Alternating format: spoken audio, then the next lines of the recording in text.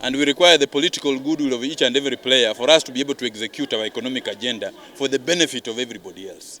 And our economic revival agenda is, we want to invest more and subsidize production than consumption. We know there is a high issue of the high cost of living. But you see, if we are politically unstable, then we will not be able to achieve our economic goals for economic revival of our country and our institution. So we want to plead to our friends on the other side in Azimio.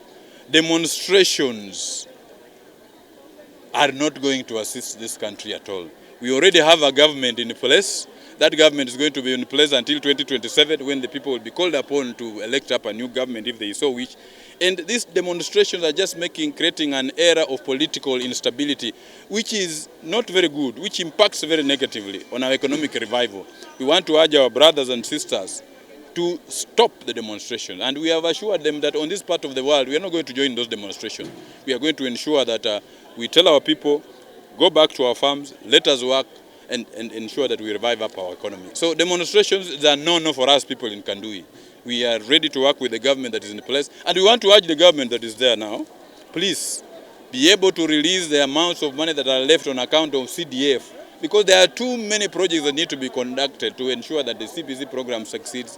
Infrastructure in schools, but lack of funds is a big problem in terms of implementing up our agenda. So we want to urge the government and the Treasury specifically to release all the disbursements that are on account of CDF, so that we can be able to carry out the projects that we have marked for our respective constituents, so that people can feel their presence up in this government. We will also be pleading that, we are part and parcel of this government. We want to push for our 30% stake in government. Because as we walk around, I don't think we have gotten our 30% stake in government. And we want the government that when the appointments, we also want to go and read the Kenya Gazettes on Friday. We want to see many more people from this part of the world appointed to government and state corporation. Because what we are seeing is that not many people from this side are being appointed in government position. But we also want to urge our people, when these advertisements come up for positions in the public service, please let us come out and apply for this particular position. Because at times it's very, very frustrating. You go push the agenda and say, how many of your people have applied? You find most of our people are not applying for this particular position. So let our people, because I know we have a huge resource base, let them come out and apply for this position if and when they are advertised. Because nobody is just going to pick you from your house and give you a job. We must be able to apply. We must be able to compete with the other people, Kenyans, for these state jobs. So we want to tell our people, please, changamkeni, amkeni, apply for this government job. They are not meant for specific people in specific corners of this particular country.